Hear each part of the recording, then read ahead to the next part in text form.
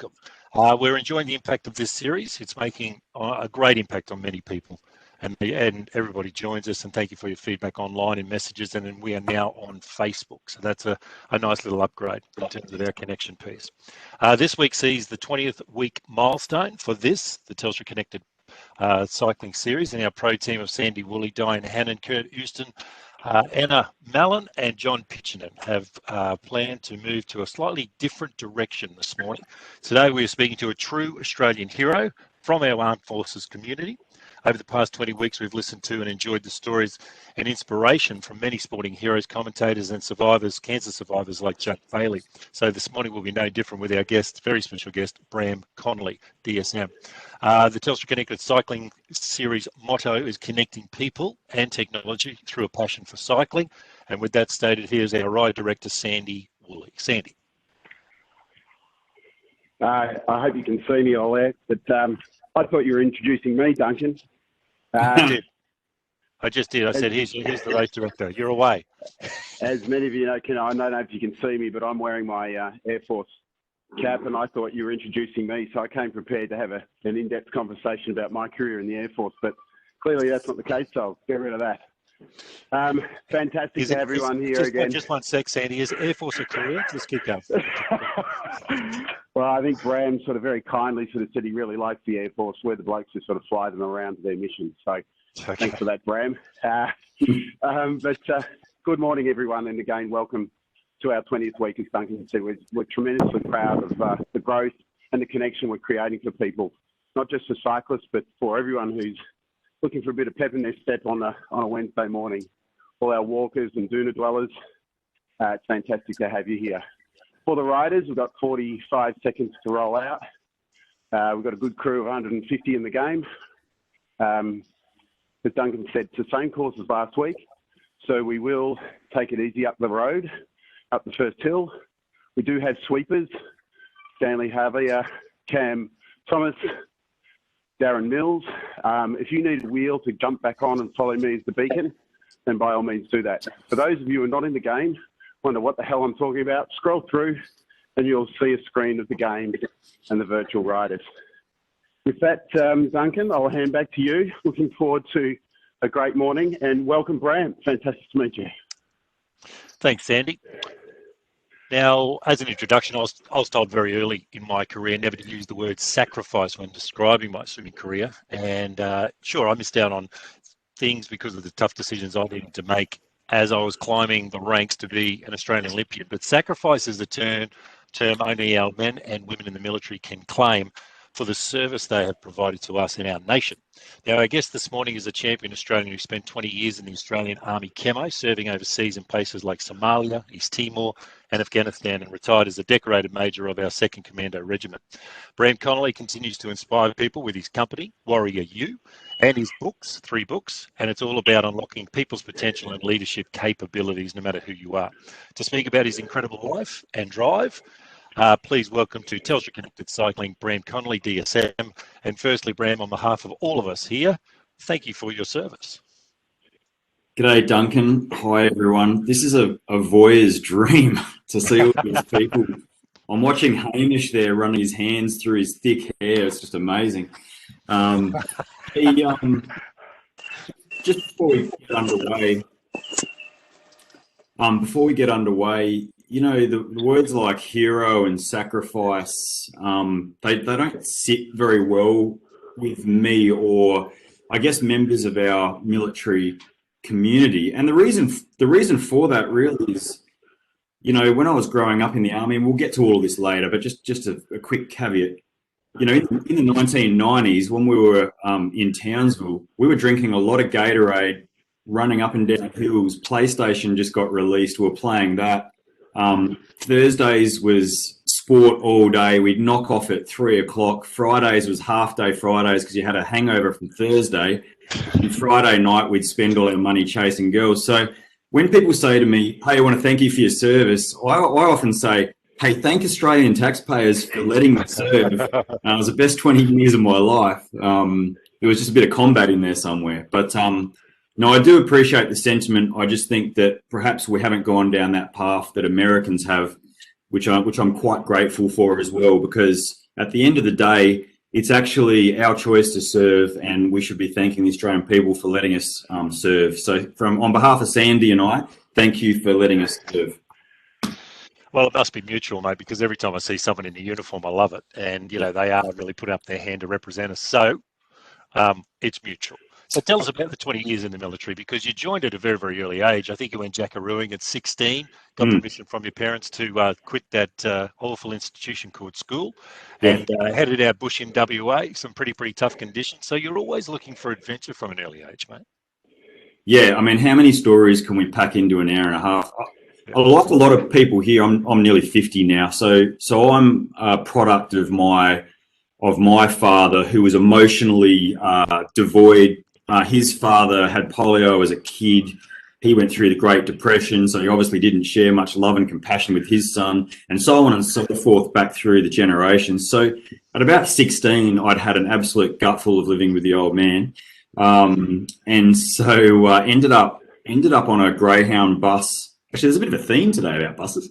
Ended up on a Greyhound bus, and there I was at Arrabiddy Station at 16 years old, and spent, you know, the time from 16 and a half to 17 before I could join the army, just not being at home. And it really was a wider awakening into what it was to be away from home. And it did toughen me up for that sense of loss that I felt once I got to recruit training at 17 years old.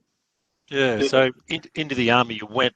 What was about the army appeal? Was it because of the big group of men's? Was it the physical nature of it? Was the weapons training? Was it the chance to serve? What was it about the army that really fit for you? I don't know.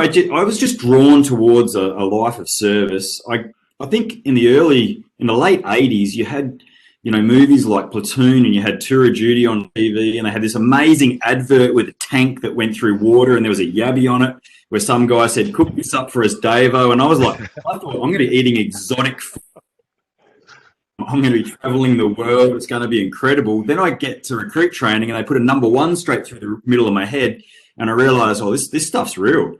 And, you know, just stripped completely away of what it was to have a personality. And I say through the book, which obviously we're going to talk about today, The Commando Way, I say in there, you know, there's discipline, self-discipline, and imposed discipline. They're exactly the same thing. It's just the person imposing it is different. It's either you or someone else. And at the start of that military career, I well and truly had discipline thrust on me and imposed on me, stripped back just to a rank and a number. And that was quite confronting, but it did lay a foundation for the future, to be fair. Well, you're ambitious. Like, once you got in the army, you basically were ambitious for everything, including the advancement and the promotion that the army offered you. And in 1997, all your dreams must have come true when they decided to form the Commando Regiment. Yeah, look, it did. But I'll tell you what, let me tell you a story before we get to that. Sure. Duncan. So anyway, okay, so here we go. So in 1992 in December, I went home on Christmas leave. So I was 19 years old. And I bought and you've all owned one of these, so don't judge me. I bought a yellow Toyota Corona. Yeah, nice. Yep, and drove that from Townsville to Adelaide, and I was on my L's at the time. Because that's what you did when you were a 19-year-old and you didn't understand that you'd go to jail forever if something happened. I had no insurance, on my L's, yellow Toyota Corona, drive it home to Adelaide. I'd also, and again, I hope this isn't being recorded, I also claimed the airfares. Okay, I claimed the airfares, flew home, took the cash, and then drove myself very cheaply home to Adelaide. Fast forward a few days, I'm in Adelaide on annual leave, and had already drank through the $1,137 that I got to fly. Had been chasing girls down around the Grand Hotel in Adelaide. had no money left, and this telegram arrived because we didn't have obviously emails and we didn't have mobile phones. This telegram arrived to my mum's house saying Private Connolly needs to report back to Townsville to the 1st Battalion. He's going to Somalia. He needs to be back there in 4 days. No money. Didn't want to tell my parents what an absolute administrative nightmare I was. And I had $33 to my name. So anyway, the word rort comes up a lot. Yeah. So I borrowed some money. We're going to get somewhere with this, gang. Just stay with me. I borrowed some money, got a Greyhound bus again up to Townsville. On the way up there, we stopped at Tailem Bend at a service station, and I thought we're going to go to Somalia. That's what we were told was happening. We were going to Somalia. I better know a thing or two about leadership. So I bought this book, this very book. 1989 it was released. Anyway, John Gardner on leadership. So I bought this book, and I'm on the bus, and can you imagine? I've got the little spotlight on. It's full of either drunks, drug addicts, single mums or grandmothers. This bus, and me with a single light reading this book because we're going to war. Anyway, so I read this book 5 times between Adelaide and Townsville. We get off the bus at Townsville. I show up for duty. We go through a whole heap of mission profiles and setting ourselves up for success for this job, in Somalia. Few weeks later, we're on a plane, and it's a Qantas plane, and all of our weapons and everything go into the hold of the plane, and the ammunition is going to come later on a C-130. And I'm in my cams, and I've got this in my pocket. We fly. We haven't been to war for 20 years since Graham Corns came back from Vietnam, right? So anyway, 20 years has passed since we've been to war. So we've forgotten as a country how to do this. This giant Qantas aircraft with a red tail and a white kangaroo, right? We'll come off. There's a great iconic photo. We'll come off the front of the aircraft with a backpack on, slouch hats and the like, come down the stairs.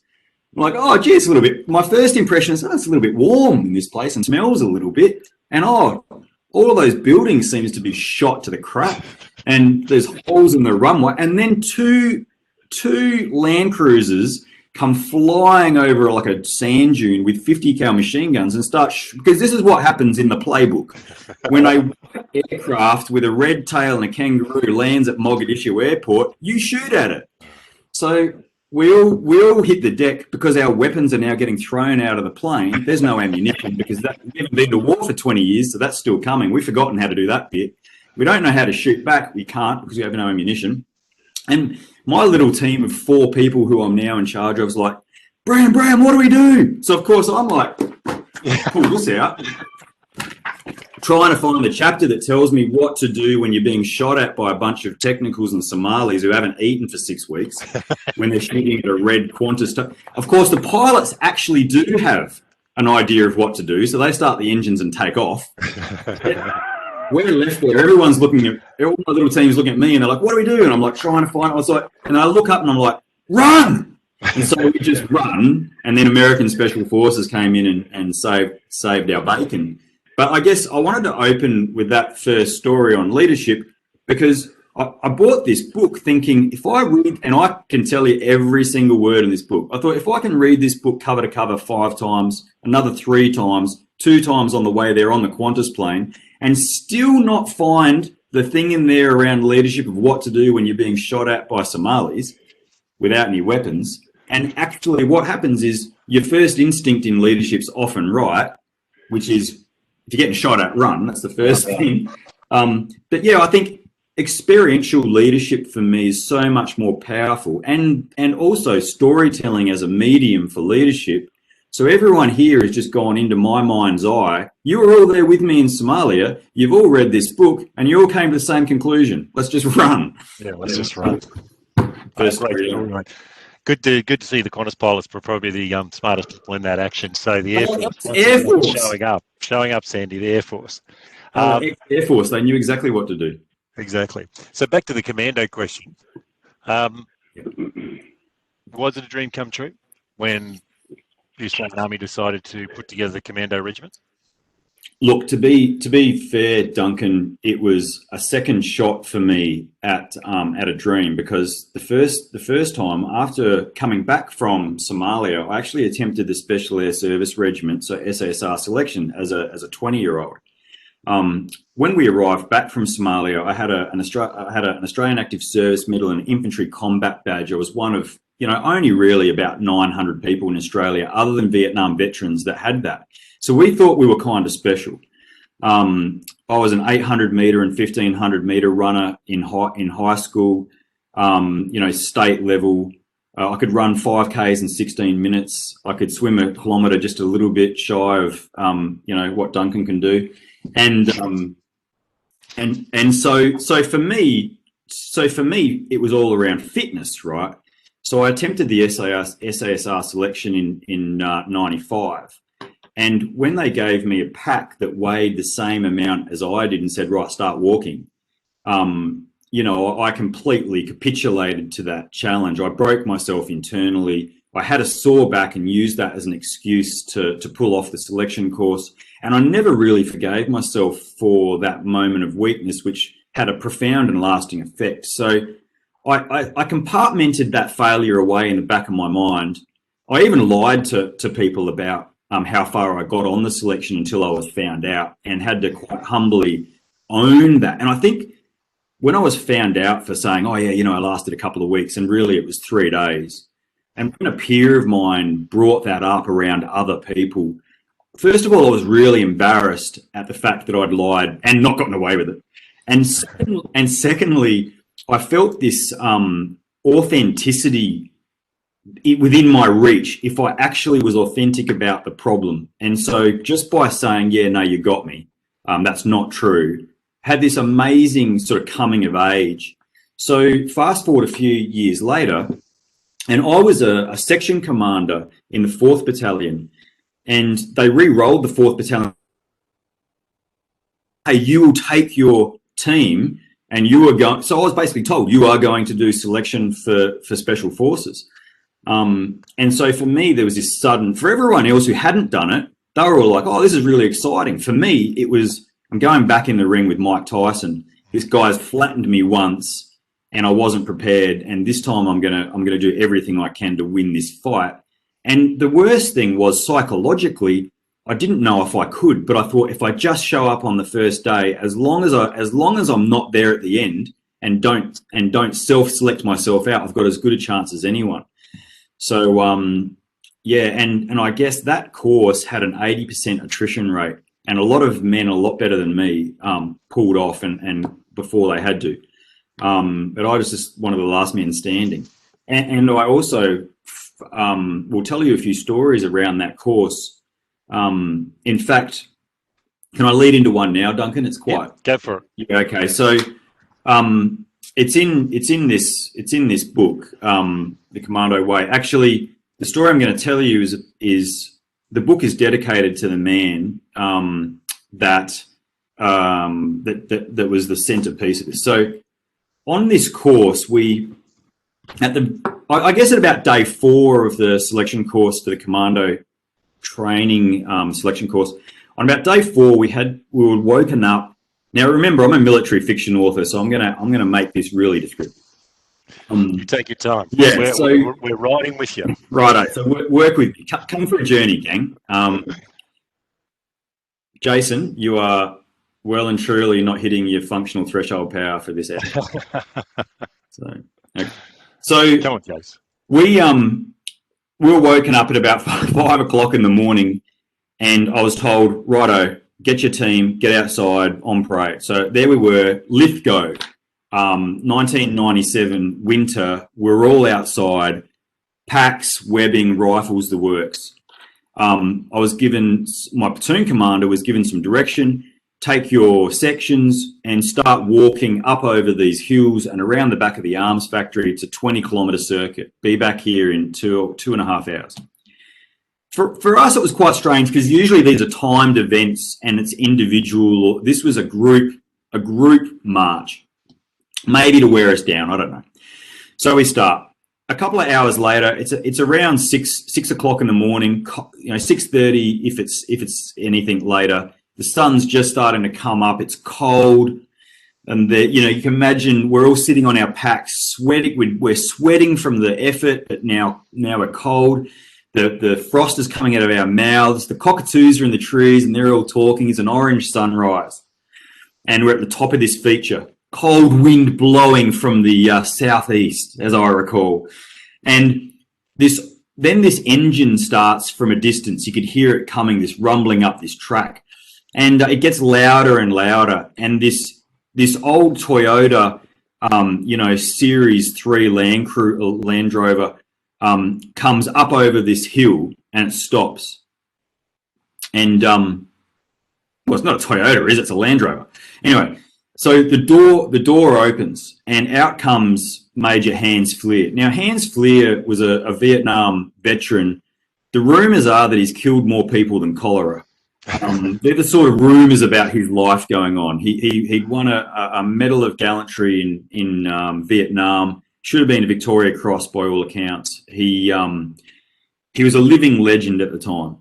He's 6 foot tall. His nicknames were things like Dark Lord and Iceman. If he even looked at you, you probably froze and became concrete. Anyway, he gets out of his vehicle. He was the senior instructor on that selection. He gets out of his vehicle and everything goes quiet. All of the cockatoos stop even. Like there's not a noise. He sort of levitates over towards us. And he says, Lieutenant Crisp, to my platoon commander, come here. Lieutenant Crisp gets up. He shoots us all a look like, oh, God, he said my name. So he walks over and he says, Lieutenant Crisp, tell me, what's the first name of your platoon sergeant? Now, we all hear this.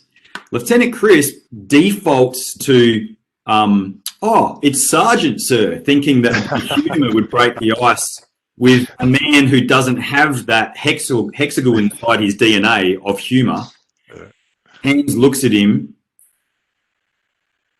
He says, tell me the first name of your section commanders. And of course, Crisp follows it up with, well, it's Corporal Connolly, Corporal Pridmore, and Corporal Trent, sir.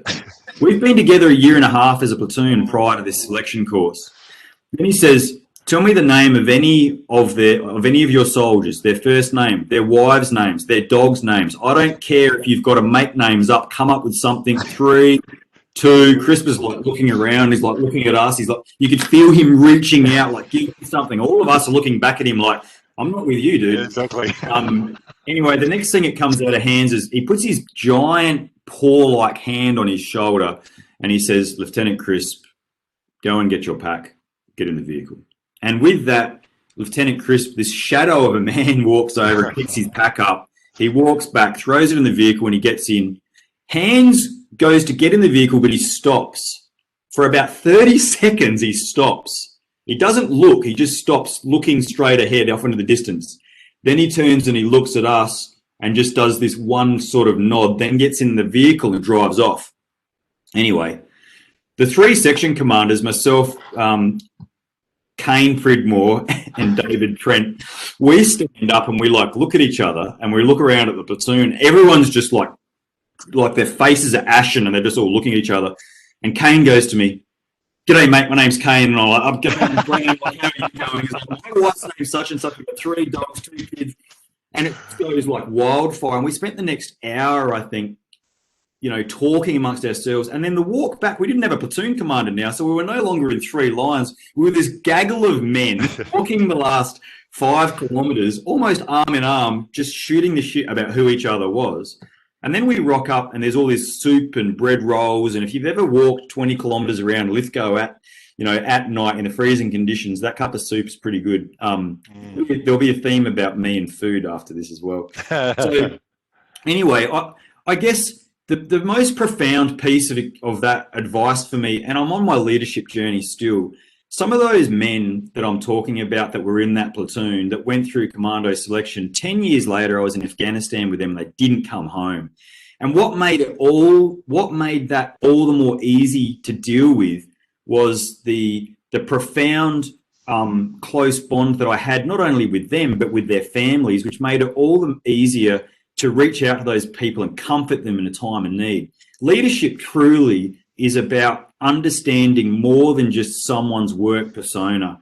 And, you know, I have Hans Fleer to thank for my inquisitive nature when it comes to people who may be, and I hate using this word, subordinate to me, but when they are subordinates, they're still entrusted in your care to know them at a deep personal level. So for me, that was the Commando Selection and Training course. I found that course a frame of reference for everything hard I would ever do in the future. So the worst thing I've ever done in the army is combat through a place called BackPedal in Afghanistan, which lasted for 8 hours of rolling gun battles with the Taliban, Al Qaeda, and all their Chechnyan mates. And that pales in significance to what I went through in the Commando Selection and Training course. That's the hardest thing I've ever done, which means because of that, anything after that I can achieve. So that was a course for me, Duncan. Awesome storytelling, mate. But just give us a comparison here, Bram, because you are an Ironman and you love the bike. So your fit with us in Telstra Connected Cycling is complete. So many people love the bike. So many people on our call have done Ironman and things like that. Compare the two. I know you said your frame of reference in terms of the hardest thing you've ever done is the Commando Selection course back in '97. So you had left the call last night when I divulged this information to Di. So I know there's. Oh, I've got spies. Like the Air Force are very good at telling tales. I'm just saying. Go on. Well, we're going to jump forward a few years before we go back. So, in 2000, what was it? 2014. You know, I was in the Middle East raising the desert warfare capability for the Emiratis, working with an Australian general, and I was really lacking a mission in my life other than spending a lot of someone else's money. You know, and I needed something to get my teeth into. Look, I'm a good runner. I'm a decent swimmer, and I like bikes. that is to say, I can't ride very. Anyway, we'll get to that. For me, that half Ironman in 2014 is one of my greatest achievements. I found it very similar to being in a special forces planning mindset, because you have to have a long-term vision and goal for what you want to achieve. You've got to break that down into quarter blocks of how you're going to achieve it. There needs to be a measurable performance. There's so much data involved in it as well. I just geek out on what my FTP is going to be, and then percentages of that, so I can still run a half marathon in under, an hour 50. So I left no stone unturned in my preparation. In fact, I think preparing for Ironman was probably harder than any mission I had gone through in Special Forces. I do see the analogous sort of similarities between mission planning for a Special Forces mission, for a long-term mission, and a long-term goal, maybe 20 weeks to prepare for something. And it taught me that you're only ever 12 weeks away from your best performance as well. But on the day of the race, for instance, 2014, I came out of the water with the professionals. But by that, I mean my left hand was at the foot of the last professional as we came out of the water. So that for me gives me bragging rights. And Duncan, what was that professional? What was her name? That professional? That was a he, and because I think the girls had a different. To be fair, they were far better than I was as well. But the Australian guy was Robbie someone or other. He's well known, but clearly, but you might be able to actually identify with this too, Duncan. The beautiful thing about ocean swimming, to get to the bike, right? The beautiful thing about it is if you're a half decent, and I was a 145 sort of 100 meter, sort of 100 on 100 average. Anyway, so that's not fast, but it's not slow. But if you're with a bunch of professionals at the start and you back yourself, and it's an ocean and they're all tight, and you're on the right out lane on the bow wave. See where I'm going with this? I do. I feel a real camaraderie with you right now, Bram. So I was drafting something serious, and it's amazing how. And I please, Duncan, I am only joking, but this did happen. I remember having to step up to an 8-beat kick to keep on the shoulder of one of the pros while he was just doing it easy. And when I got out of the water, I think it was 31 or 32 minutes for the 1.8, something like that. It was quicker than I'm ever going to be able to do ever again in my life. When we got onto the bike and the professionals went, there was a reason that they were swimming that slow, because it was a 30-degree day, and I got on the bike and I was like, holy shit. And then it took me, then we're talking about a 2-hour 40, 90K on the bike. That was absolutely brutal.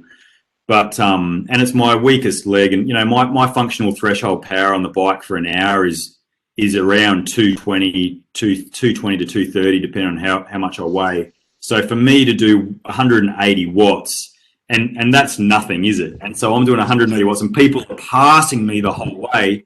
But like everything in life, if you've got a plan, if you switch that plan now that the stimulus floods over you, if I had have decided to get out of the saddle and go with some of those pros, I wouldn't have finished that race. And I even had to swallow a lot of my ego and a lot of my pride. And it's only my special forces background that allowed me to do that, because I was racing a lot of people who were in my club who didn't have my background and couldn't go where I go in my mental toughness place. And sometimes mental toughness is about not responding to the stimulus when you think you can. So I let a lot of people pass me who I knew I was faster than, because I needed to stick to a game plan of 180.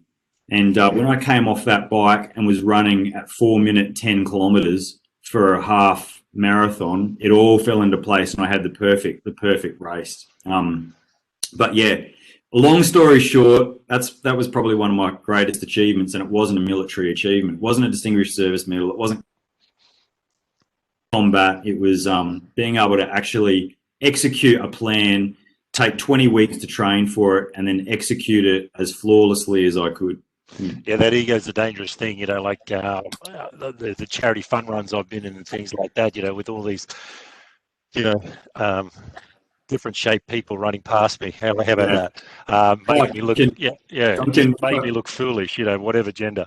And you're running along to a plan. I've just got to make this. And when I started CrossFit, it was the same thing. I won every warm up for about 6 months until I realized actually that's got nothing to do with the workout. Yeah, the workout of the day, the warm up. The warm up king. Hey, I know everybody's sort of come over the hill and they're in the stride now. Great to see so many people sweating and doing a good job. If you've got a question, just whack it in there to the questions, and I'll get to it for Bram. We're going to move back to your service, because you did amazing things from Somalia to East Timor for a couple of tours, then a couple of tours in Afghanistan, and you got your Distinguished Service Medal there with a 2010 operation. A couple of your team, a sergeant, got a medal for gallantry in the same operation, and a private received just one under the Victoria Cross, which is the Star of Gallantry. It's an incredible story, and I've read it a couple of times, maybe not as many times as you read the leadership book, but I've read it a couple of times in your own words in a couple of articles that you've done. An incredible situation, and the way you describe it in the minute detail of your leadership in those situations, when to pick up your weapon and join in, when to do the generaling from the background, and just basically how you overcame that awful situation. Can you wrap up that story for us? Oh, look, first of all, I want to say thank you for actually, reading into that, Duncan, and researching that. You are a class act, mate, to be fair. Oh, thanks. I've always told these people. They will not listen, but I'm always telling them. There's a lot of learnings to come out of this event story that I want you to take away. Otherwise, it's a waste of me being here, to be fair. The first one is how it happened. So 5 o'clock in the morning, someone came and banged on my door in Afghanistan. We had these little compartmented rooms. My platoon all slept in sort of like open accommodation. And myself and my platoon sergeant had our own rooms that we could close the door off. And as you can imagine, it's a bloody difficult job, and someone always wants a piece of you. So to be able to go somewhere, and anyway. So bangs on my door. I open the door up. There's an orderly room person there. They're like, "Oh, hey, the commanding officer wants to see you." Okay. So I head up, yawning, carrying, go into the tactical operations center, and they say, and you're all tech people, so you sort of get this a little bit veiled speech because there's stuff here I want to protect. But they said to me, "Look, a target has come up through. We've identified a target through certain means. That target is in this village. The person is a big deal. They're Mullah Omar's accountant. Mullah Omar was the head of the Taliban. They had actually had Al-Qaeda train there in Afghanistan prior to September 11 attacks. So this guy was a big deal. He was the financier for the whole of the Taliban and through Quetta, Pakistan, and the works. And it was a kill or capture mission. I, of course, was quite happy to be told I had helicopters to do this job, because we'd been bouncing around Afghanistan as a tethered goat for SASR for the Special Air Service Regiment in Bushmaster vehicles. Every time we drove out the wire, I would lose a vehicle to an IED attack. So, which again is testament to how bloody good they are, by the way. So I was quite happy this time to have helicopters. And it was just fortuitous that it was my platoon that got this gig. So anyway, I went and wrote my orders, and the platoon comes in and I give them the orders for the day. And I could see their heart wasn't in it. They'd been on 6-week vehicle patrol. They'd had their first night off the night before. We'd actually had a few beers. I think everyone was feeling a little bit, dusty. Anyway, and I remember I had a flu as well at the time. I remember that vividly. This wasn't my best self. Anyway, so we get down to the flight line. We're all tooled up, ready to go. I've got the whole platoon there, and then I've got to drop people off because the target is so much higher than in altitude, and the heat is so hot that we couldn't get everyone into the aircraft that we wanted to get there. We had to lose people and take a smaller force. I remember looking around going, I need to amp these guys up before we go because, anyway, so I thought, a bit of tongue in cheek, I thought I'll give like this rousing, speech. So I say to everyone, listen, guys, gather around. So you've got the helicopters burning and churning in the background. They're American helicopters. The Apaches have just taken off. The Black Hawks are ready for us to get in. My platoon is in front of me. I've cut down now to only 12 commandos and a few support staff and engineers. And I say, listen, gang, this is the thing. This isn't about Anzacs. This isn't about the global war on terror. This isn't about anything going on in Australia. This is purely and simply about this. This is about the Sherwood Green Beret. This is about a special forces unit and the guys to the left and the guy to the right of you. And this is about bringing them home safely. I know you're not bringing your A game, but we're getting on that helicopter. We're going to go into harm's way. And we're going to kick the ass out of whoever's on the other side of this. If they don't capitulate to us, then we're going to force them to. And it was a little bit tongue in cheek, but the more I started talking, the more I watched their shoulders come up, the more I realized that this isn't a joke. This is actually really inspiring these guys to get on this aircraft because they might get killed here. And in my business now, when I talk to companies and I talk about who's ever been inspired by a pessimistic leader, who's ever been inspired by someone who stands in front and goes, yeah, let's go on this job. You might get killed, but hey, for me, if I'd have framed that in one way, I don't think we would have come home that day. The way I framed it was such. Now, to give you an idea of what happens next, it's a 45-minute helicopter flight. By the time I got off the helicopter, I was on my second magazine. I was already shooting as I got off the aircraft because we had set in place so many things that we completely surprised this enemy who we didn't know outnumbered us about 3-1, and their weapon systems were heavy and light machine guns, and we had 5.56, M4, which is like an M16 variant. So we were up against it from the very start when we got in there. And I remember getting off the helicopter, looking around me going, oh God, this is actually full on. All the helicopters landed in the wrong LZs that we had pre-marked because they weren't available. And you have this thing in war called the hinge factor. War can go one of two ways. And I'll tell you, just like working in Telstra, you know, with sometimes the public gets a vote. In war, sometimes the enemy actually gets a vote. They get to tell you how good your plan is. This enemy got to vote that day. And my plan was set up the night before, the morning before. It was set up in the orders that I'd written. It had set up in the way that I had visualized my second and third order effects depending on what the enemy commander would do. The enemy commander the day before was walking across the mountains to come into this village. That morning, I was planning to attack him while he was still having chai tea. So one of us was time traveling forward and visualizing the future. The other one was responding to stimulus up until we started getting shot at. As Mike Tyson says, everyone's got a great plan until you get punched in the face.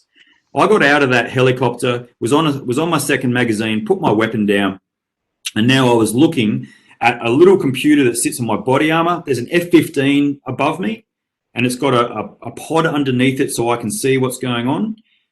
In this year, I had commentary from my team commanders telling me how they were doing, and I could tell how they were doing because I couldn't hear them shooting. All I could hear was machine guns. And then I had one in this year, which is my headquarters, asking me for information. Hey, what's the update? Like, hey, you know. And then the whole time, there's this bloody fly around my face. Like, I'm doing this, looking down. My weapon's on a swing, and I'm on a sling on my side, and I'm swatting my face. You know, and then I look up and realize that's not a fly at all. That's that Taliban just across that river there, like 40 feet away, shooting at my head. So I have this instantaneous requirement to triage stimulus. What matters, what doesn't. What my team commanders are doing right now, I can't affect that. I can't do anything about that. I've given them a mission. I've given them tasks. I've set them on the way. If I micromanage them now through this, I'm dead. So I pulled that out. In this year, my headquarters is asking for updates. Hey, I hear you're in contact. What's happening? Oh, hey, yeah, dead. So I pulled that one out. What the F-15 can see at 20,000 feet is really of no consequence. It never really is, to be honest. I don't even know why I'm overwhelmed with this stimulus. So I closed that up. I picked my rifle up, and then I saved my own life a few times. So for me, it was all about, and I don't say that disrespectfully, because I actually live my life now every day knowing that I'm still here because someone else isn't. And for me, that's not something I take lightly. That's it's a responsibility for me to be the best I can because of that, actually. So don't let me come across as flippant about that. But in particular, I realized when stimulus comes flooding into you, whether it's in business, in your own life, you have to be able to juggle crystal balls that if you drop them, everything's over. And the rubber ones that get thrown at you, you just got to drop them, right? And so that was one of those things where that day we had a Star of Gallantry winner, a Medal of Gallantry winner. We had four commendations for gallantry. Myself, a Distinguished Service Medal. I didn't write those for the platoon. They were all written after action reviews by our headquarters. And it was the most decorated single action since Vietnam. And I guess one of the key takeaways, actually, even though you've heard me talk about this in detail, I can remember it in vivid color. The lessons are profound. I don't want that one day, that 6 hours, to define me for the rest of my life. It's just like an injury to someone, a car crash, you know, climbing Mount Everest, winning a gold Olympic medal. If I let that one day define me for the rest of my life, then I truly don't go seeking what it is to be better than I was yesterday. So while it was profound and I love it, it's a great story, a lot of things came out of it, I am so much more than that one defining moment. Yep. That's a great story, and congratulations too, mate, if that's the words to use in terms of that 6 hours of your life. I've got a question from Kat Jeffrey. She's listening in. Oh my gosh, Bram, I love the storytelling and inspiring.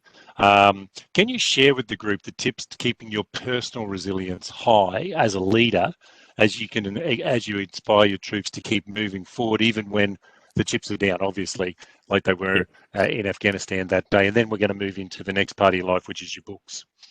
Yeah, okay. So great question. I'm really glad it was asked in that way. So I work with some amazing people with PhDs in my business, and I did that deliberately so that when I go into businesses to help them with leadership and resilience, it's underpinned by real theory. So a lot of things that I've known to be true before, I've never understood the theories of it until working with Dr. Patrizia Swauta, who has a PhD in behavioral science. Her actual thesis was on generational resilience and Holocaust victims. She's one of the brightest minds on earth today. And I'm lucky enough to call her a friend and get to, and in fact, the first podcast for season 2 of the Warrior podcast is with her. Make sure you listen to it. It is life-changing. So in particular, what I want to talk about is the difference between mental toughness, resilience, and fitness. Right now, most of you are building a base or maintaining a base. Some of you are maybe elevating your fitness slightly by what you're doing, ever so slightly and incrementally. If you're 1% better every time you get on that bike, you'll be 100% better in 100 days, all right?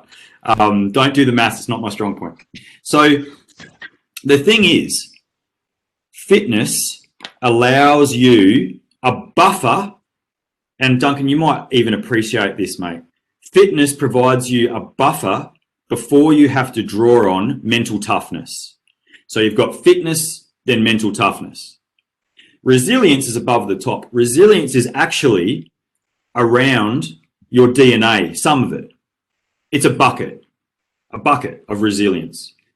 If you're at the top of that bucket, it's because 3/4 of it is your DNA and your makeup, and that can be generational and it can be epigenetic. It can be switched on, switched off, depending on your nature and nurture. But also it's what you bring to the party right now, today. It's what you're bringing to the party right this minute, your resilience. So if your diet is on point, if you've slept optimal sleep, if you have not drank alcohol for a few days, then and you've got the DNA to back it, then you've got a bucket full of resilience. It's how and resilience is how you meet the moment, right? Different than mental toughness, different than fitness. Okay, so imagine as a pyramid of it. With fitness, when I was on the national counterterrorism team, we had this whole mantra. One of our values was toughness, not fitness. But to be tough, you've got to be fit first. So you get yourself fit, gives you a buffer. Then you create toughness through frames of reference. What have you done that's hard? For me, it's a selection course. For me, this year, it was running 10 kilometers a day for 10 days. I'm 46, right? So 10 kilometers a day for 10 days was hard work.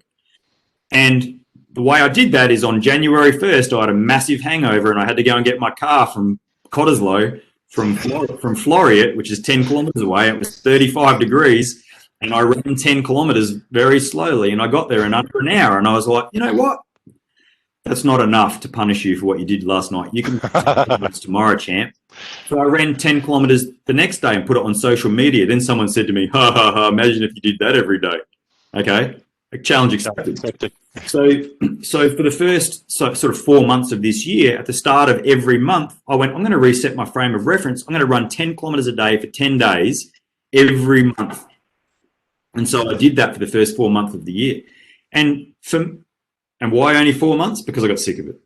But it was a frame of reference. On one of those 10 kilometers, I got up at 6 a.m. to go. This huge, once in 10-year storm that we have every 3 months in Perth, right? Rolled in. And so I was running out there in a storm. It was blowing a gale. I was getting buffeted around. And I remembered something that I know to be true. I've done harder than this, but this is a new frame of reference. This is good, you know? And so we have this fitness that takes us so far. And imagine now you're in a fight to save your life. Whatever that fight for you might be. And for me, that's the reason I train. I train to be the hardest person anyone's ever tried to kill.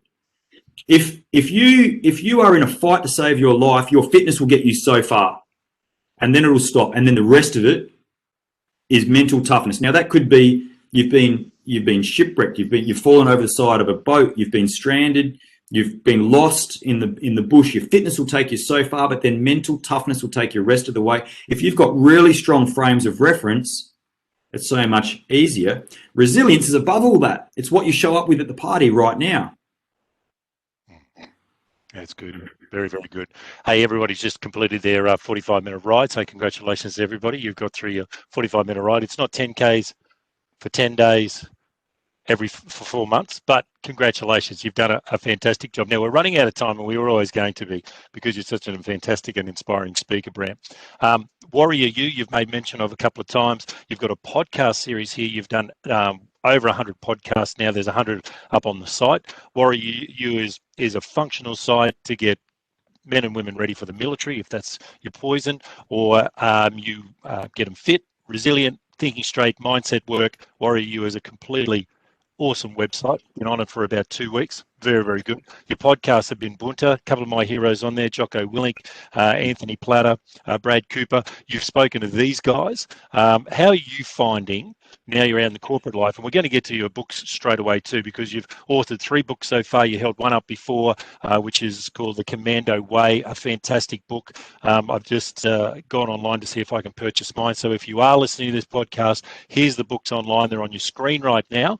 And you've even got Matt Ricks as a character in your fiction stories. And Matt Ricks is disturbingly a lot like you in terms of you've drawn on all your own personal references, all your own personal stories to create Matt Ricks. And if I could throw it out there, and if you don't mind me saying it, Lee Childs, of course, has got his a runaway best-selling character, Jack Reacher, who is I'm completely immersed with and wishful thinking myself into.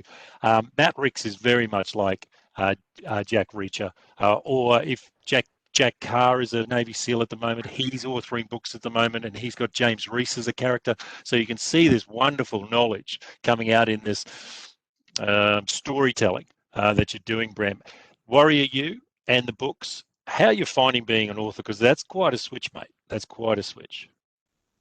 Yeah, I identify as a military fiction author. I really do. I see it as something I'm deeply passionate about and I love. I think, you know, being able to tell stories and being able to pay experiences forward through fiction. And, you know, Matt Ricks is profoundly flawed, as am I as a human. You know, I've been through a divorce, I've got kids, you know, I struggle with all of the things that Matt Ricks struggles with, but it's cathartic to write about it and to control the narrative. And what is our life if it isn't there for us to control the narrative of? You know, honestly, one thing I learned in Afghanistan from watching young men at the top of their game, these are the elite of Australia, and they don't come home. One of the things I realized from that is all they wanted to do was be great at their job, these guys. And so for me, I sort of understand that perhaps the secret to life, no, I know this to be true, the secret to life is purely self-development. And me leaving the army in a full-time capacity, writing fiction, writing this book, The Commando Way, is about me continuing my leadership journey in another way. And that is to reach as many Australians as possible and just say, hey, you are the mission. You know, there is no one else. It's you. You are the mission. Be better at what you do, and then everything else is better for everyone around you. Just be better than you were yesterday, to use a terrible cliche. But yeah, for me, that's what that represents, Duncan. It's you know, and it's a life's work. Does Matt Ricks work out a lot of your demons, you reckon? You said it was cathartic. I understand what that word means. But does Matt Ricks go and fixes things from your past in terms of the books? You got 2 books, The Fighting Season and your new one, Off Reservation. So the first one, The Fighting Season, Matt Ricks is actually still in the service. The second one, he's out of the service and sort of doing his trying to work out what he's going to do next. Yeah, correct. I do think that that character is a way for me to answer profound questions and think deeply about how I could have or would solve a problem if given that opportunity. There's a lot of secret messages in there. Some people say that some of it is code for our operators working overseas. That I can't confirm or deny that. It's not a. I don't. A mystery inside a mystery, you say? I like it. I like it a lot. You would have. How do you go? Because you're an action man. We can see that from the time you went jackarooing at 16 that you're a man of action, right? And your past and everything sort of. So how do you go with sitting there and writing? How do you deploy resilience when you're actually sitting and writing and having to do it calmly and coherently like that? Because there's a lot of people on this call who love the bike, we love triathlon, we love racing and stuff like that. But a lot of our jobs within their corporate lives are sort of trying to quieten down that athletic beast to actually do the work, do the bog work, do the administration work, do the work that actually takes us to that next level with our teams. How do you do it? My best thinking is done either in the pool or on the bike, to be fair. I think that's where a lot of my deep, profound sort of thoughts come from, is in that meditative state. On our Kudra cycle track in Dubai, we got 200 kilometers that goes out into the desert. If you're turning over, say, 25 kilometers an hour into a headwind, there is nothing except you and that effort. And then at some point you get flow and your brain goes off and starts to solve problems. I guess action's relative. I can be quite fulfilled with things that are happening in my mind. In fact, sometimes I listen to music and the track of some certain song, suddenly this action scene will jump into my head. And I'm like, that is the perfect backing track for this thing that's currently happening. And then I'll just start to type away. And then the next thing you know, you've got hotel windows blowing up, people in gas masks rappelling from the ceiling, and Matt Ricks pulling a Walter PPK out of the back of his jocks and shooting at some terrorist, right? And that's all from listening to Fall Out Boy. So it's good to have he's dangerous, Fall Out Boy. He's dangerous. That's right. That's good. Hey, so tell me what the Warrior You podcast does, because we've only got a few minutes left, but do you do the Warrior You podcast to hear inspirational stories for yourself first, and then everybody else? And do they give you that injection to sort of refocus, go for it, redefine your identity? Because after you leave the service, of course, you've got to redefine who you are and what you're on about and what you're going to contribute next. And you're a machine at doing that, but then you've got to find basically your next mission. So is that the podcast for you, that you get to get realigned with people and inspirational thinkers? I bought podcasting equipment in 2017. My dad was diagnosed with cancer. He died not long after and never got to record anything with him. I really wanted to record and make peace with my dad, actually, about just in the way that we probably treated each other. That didn't happen. And I realized I'm going to start a podcast because I want my sons to hear their father on a leadership journey, and to understand more about me than perhaps I didn't know about the person that was my father. So the podcast was started for my two sons so they could understand more about me. During that journey, I started to understand through the messages I'd get back from people how much of an extension of my military leadership this now was, and that I was now building a fan base of people in Australia who look to me to help them, inspire them or motivate them. I quite often say motivation is fleeting, but consistency is king if you want high performance.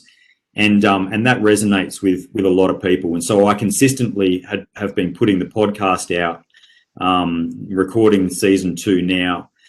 And it really is an extension of my own leadership journey. And you get to hear me from episode 1 through to episode 100, get better at it every week while I'm learning new tools.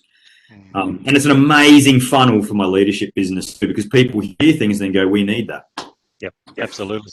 And your business is growing all the time. Your motivational speaking business, your leadership consultancy business is going forward all the time. A couple of shout outs just before we get to the voice from the bunch. I'd like to give a big quick shout out to Megan Harm, who's bettering herself and completing her mission this morning, riding from Brisbane to Yeppoon. She's on the way from Brisbane to Yeppoon.